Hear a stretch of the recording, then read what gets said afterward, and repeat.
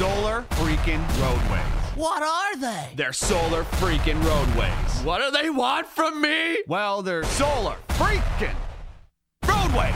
Okay, so actually this time, what is it? It's technology that replaces all roadways, parking lots, sidewalks, driveways, tarmacs, bike paths, and outdoor recreation surfaces with solar panels. And not just lifeless, boring solar panels. Smart, microprocessing, interlocking, hexagonal solar units. No more useless asphalt and concrete just sitting there baking in the sun, needing to be repaved and filling with potholes that ruin your axle alignment on your sweet ride, bro. These are intelligent solar panels. Replaced a panel at a time if damaged or malfunctioning. They're covered with a new tempered glass material that has been designed and tested to meet all impact, load, and traction requirements. Oh, and did I mention that they're also solar panels? They generate electricity, they generate capital, they pay for themselves, and they keep paying more because we're not gonna run out of sun for like 15 billion years. That lowers the cost of energy, unlike those bills in the mail that keep going up, and it's clean energy. Everyone can theoretically drive an electric car with no pollution and a minimal carbon footprint. Can you imagine how good our cities would smell? How much healthier we'd all be? Excuse me, young man, am I being led to believe that this thing is some sort of thing? Yes, it's a thing, a real thing. And clean energy is only its primary function. Grab a notepad, because this is where it gets interesting. Hello everybody, and welcome to Thermonuclear Takes, our roundup of all the news in science and technology that's been fascinating me lately.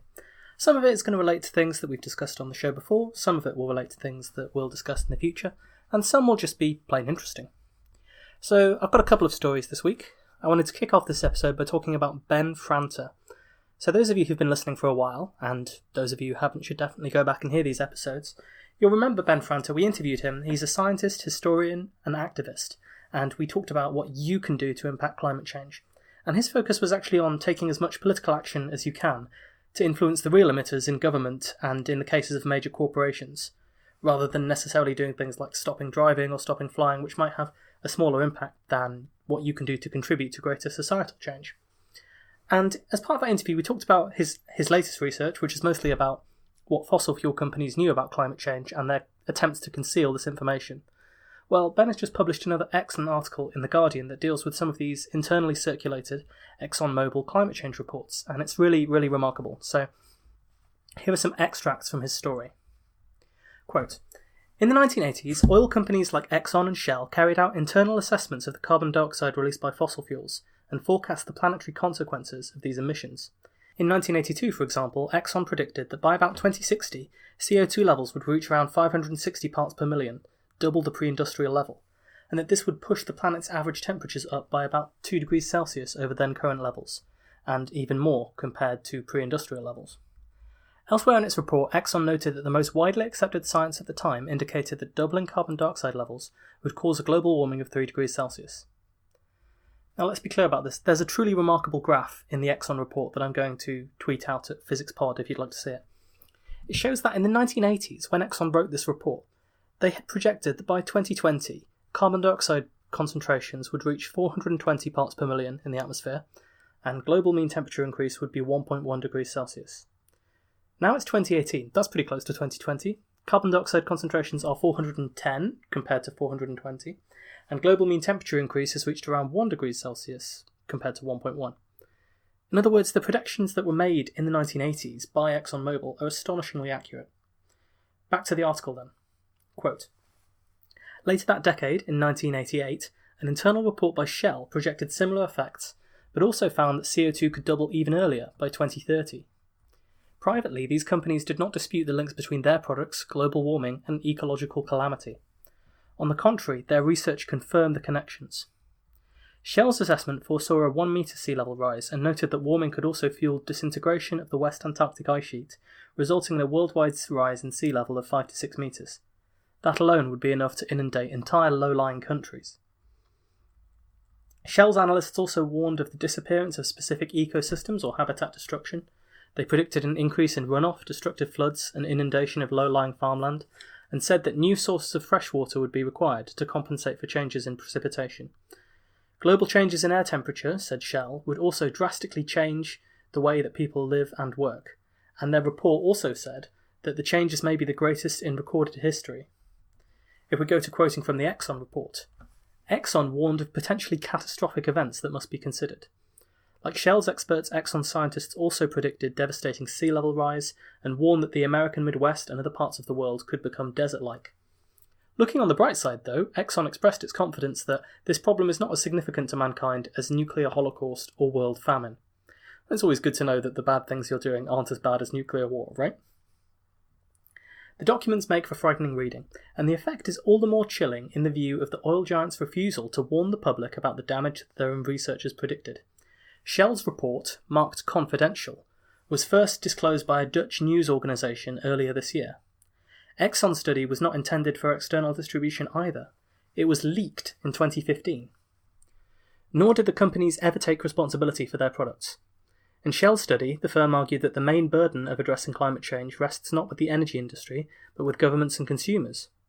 That argument might have made sense if oil executives, including those from Exxon and Shell, had not later lied about climate change and actively prevented governments from enacting clean energy policies.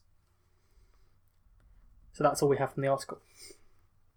So this is the story then. ExxonMobil, Shell and other fossil fuel companies knew, before it was in the mainstream media, before it was widely brought to public attention, that carbon dioxide emissions due to human activity, which was driven by the activity they were doing in extracting fossil fuels and burning them, were going to change the climate. And they had even predicted many of the detailed negative effects that would arise from climate change. Now imagine you discovered some looming crisis that could spell disaster for millions of people around the world, something that could drastically change the way people live. A preventable slow-motion disaster that required the world to take action. Imagine you were profiting from keeping that disaster a secret. Well, that's the situation that fossil fuel companies were in the 1980s. Now, the most moral thing you could do would be to tell the world and ask for help in addressing the problem. At the absolute minimum, if you know that you're causing this problem, you should stop contributing to the problem yourself, try and change your ways and prepare for the future.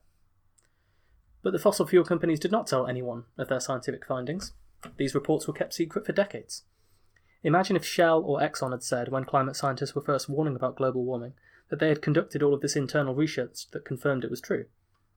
We wouldn't have spent so many years dithering on the topic before belatedly deciding to take action. Imagine if they'd stepped up and taken responsibility for what they were doing, the side effects of what was going on.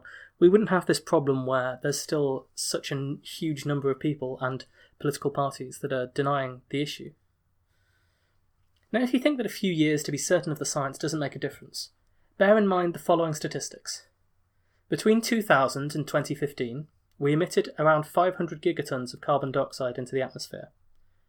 From 1800 to 1999, we emitted 1,000 gigatons of carbon dioxide into the atmosphere. In other words, during the time that Exxon and Shell lied to the public about climate change, the problem got almost twice as bad. Carbon emissions, the amount that we dump into the atmosphere annually, well, they've almost doubled since the early 1980s. And the total amount that we've emitted has also almost doubled since the early 1980s. So not only have we done twice as many bad things, but we're also doing them at twice as quick a rate now. But of course it's worse than that. Not only did the companies keep quiet about what they'd found, not only did they make no serious efforts to change the business model they knew was so damaging to the environment, but they actively lied about it. They funded deniers and scientists who were aiming to cloud the issue of climate change, and there's lots of this in Naomi Oreskes' book, Merchants of Doubt. They spent millions lobbying politicians to prevent environmental regulations that would have helped to address the problem.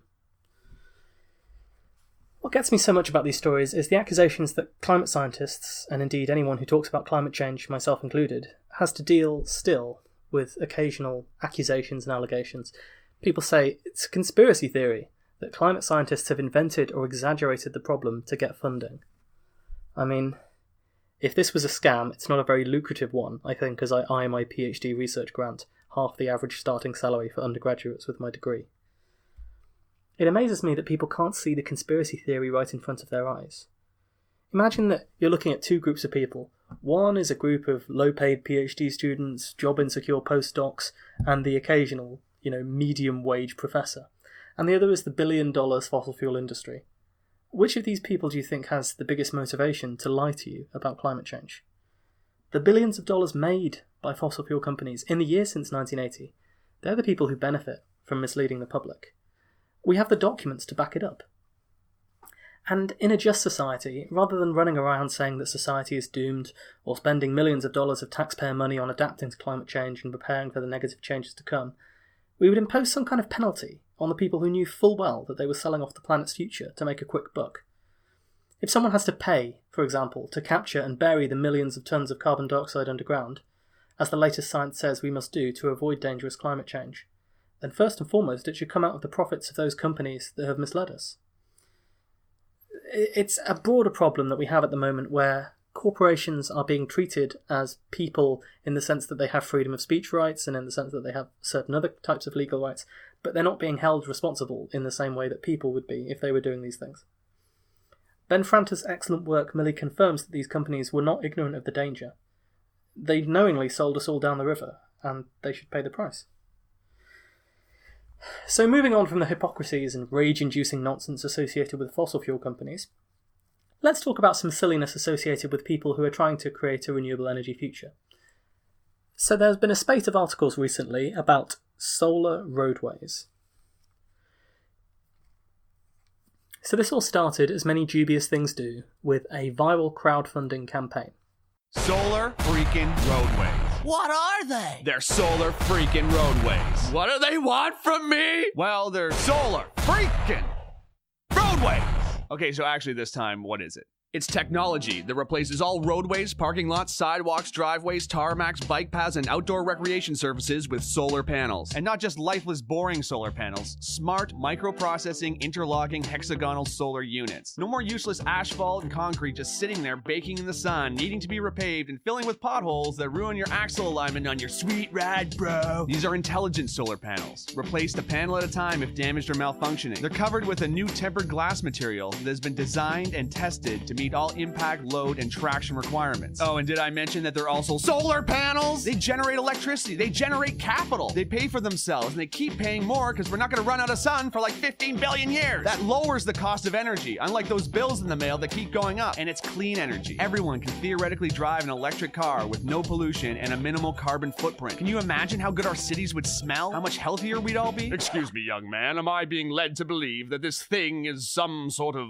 thing? Yes, it's a thing, a real thing. And clean energy is only its primary function. Grab a notepad, because this is where it gets interesting. Yep, there we go, there's another 5 minutes of that.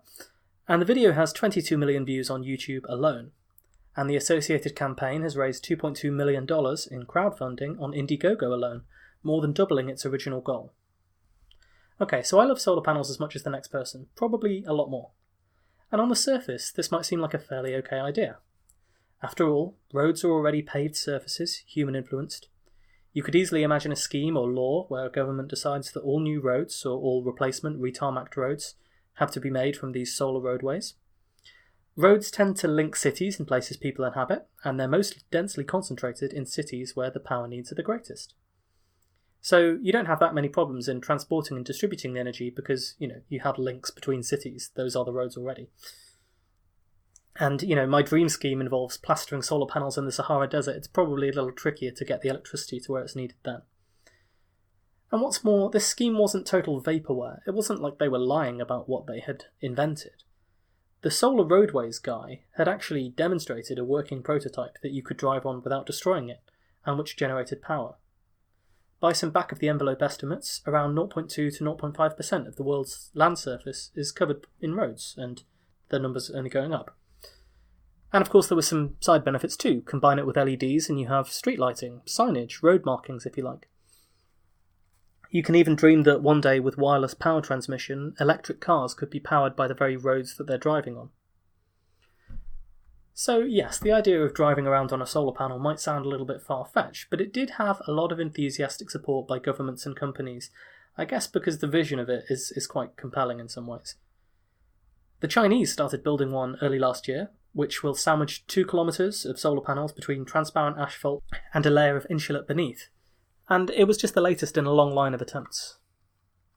Unfortunately, those solar roadways needs a little bit more than just this momentum, and sceptical voices began pouring in almost straight away. David Biello, writing in Scientific American, noted that the glass for the roadways must be tempered, self-cleaning, and capable of transmitting light to the PV below under trying conditions, among other characteristics, a type of glass that does not yet exist. Now, the Chinese road, which used transparent asphalt instead of glass, might surmount the problems with the glass, as the builders claim that it can withstand 10 times more pressure than the normal asphalt. Building solar roads is not a one-man or a one-country operation either. Prototypes were constructed in the Netherlands, a cycle lane that was constructed by a company called Solar Road, and in France there was a project that was claimed to be the first solar panel road. These projects have been generating power for some years already, so the idea is not in principle impossible. Unfortunately, there's a big dream-filled gap between not impossible and practical.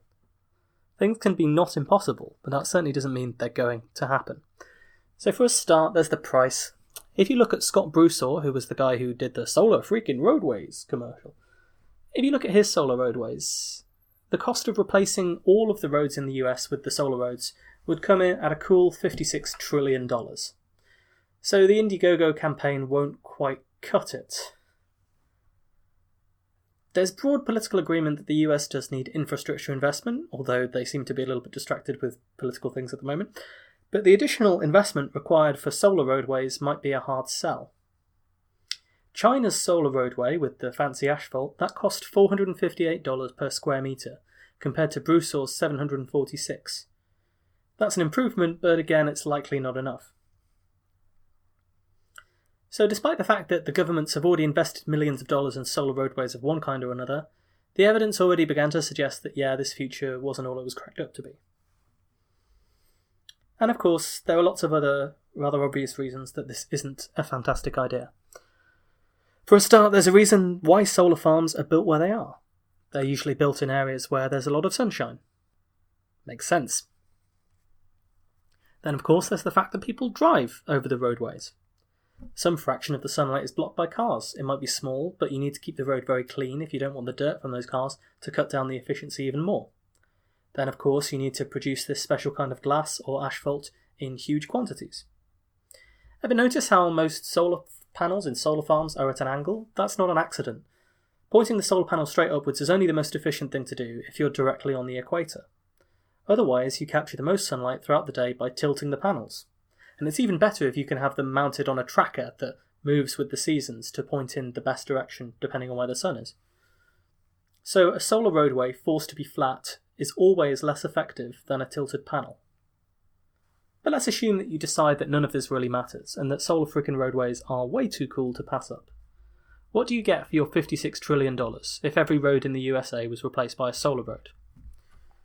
Well, alongside tripling the national debt, according to my calculations based on the solar road cycle lane figures for how much power they can generate, you're generating around 600 gigawatts of power. It's actually slightly more electricity than the US actually consumes at the moment. So ignoring all of the problems with nighttime and wintertime versus summertime, let's imagine that you sort it all out with storage for a few extra $1 trillion. Solar roadways would actually allow you to power the USA. The only problem is that there's a 580 megawatt facility, solar farm, in San Luis Obispo called Solar Star. It costs $2.5 billion to build. So you could build 1,000 of those instead in various suitable desert regions. It would probably cost you less than $2.5 trillion, which is much closer to, for example, the recent tax cut bill which was passed in the US. And you'd have pretty much the same generating power as the solar roads for less than 1/20th of the price. But there's no need to take my word for it, you can compare like for like. In one of the recently published articles about solar roads, they examined the France prototype in detail. Quote, "One of the first solar roads to be installed is in Tourouvre-au-Perche, France. I'm so sorry, French people. This has a maximum output of 420 kilowatts, covers 2,800 metres squared, and costs €5 million to install. That implies a cost of €11,905 per installed kilowatt. While the road is supposed to generate 800 kilowatt hours a day, some recently released data indicates a yield closer to 409 kilowatt hours a day. For an idea of how much this is, the average UK home uses around 10 kilowatt hours a day. So that's about 40 homes. The road's capacity factor, which measures the efficiency of the technology by dividing its average power output by its potential maximum power output, is just 4%. By contrast, a nearby solar plant in Bordeaux, which features rows of solar panels carefully angled towards the sun, has a maximum power output of 300,000 kilowatt hours and a capacity factor of 14%.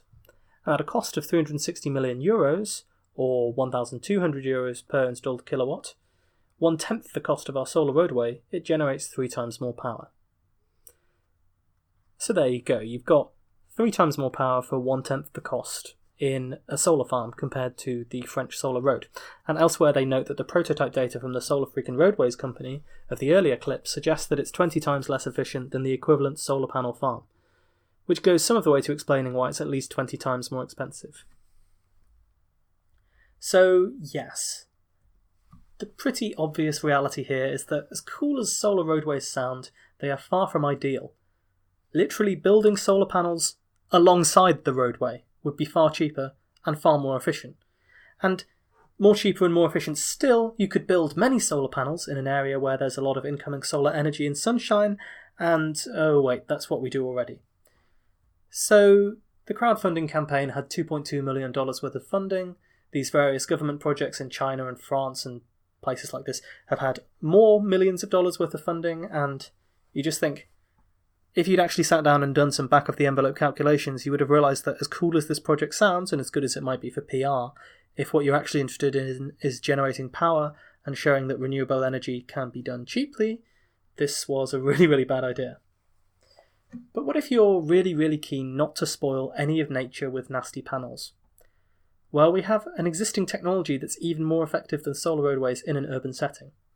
So there's 2 billion square metres of roadway in the UK that could be turned into solar roads if you wanted to. But there are 18 billion square metres worth of roofs, and not many of them have solar panels on them. Rooftop solar is cheaper, it's been demonstrated, it's been proved to work, it's close to buildings because it is on top of buildings, and it's more tried and tested than these solar roadways. It can be deployed pretty quickly compared to digging up and resurfacing the entire M42. So, the good news is that solar panels are getting cheaper at an astonishing rate, and energy storage solutions are being found. The bad news, or perhaps the obvious news, is that the idea of solar roadways sounds far cooler than the reality. Renewable energy advocates have to focus on what actually works, and we don't need gimmicks or fantasies anymore. In many places, these solar panels are already the cheapest form of energy. We know that the price of solar panels is going to fall further, while the price of fossil fuel generation is unlikely to go down because it's been mature technology for 100 years, and the resources, the conventional resources of coal and oil and natural gas, are being depleted. You don't need viral marketing, you don't need anything flashy, you don't need solar freaking roadways. You just need the facts. Okay, that's as long as I should rant for today. But there are a few more news stories that caught my eye lately. I'll save them up for a future episode of Thermonuclear Takes. Until next time, there's plenty of things you can do to support the show. You can subscribe to us on iTunes. I learned recently that actually the only thing that counts in the iTunes ranking is people subscribing.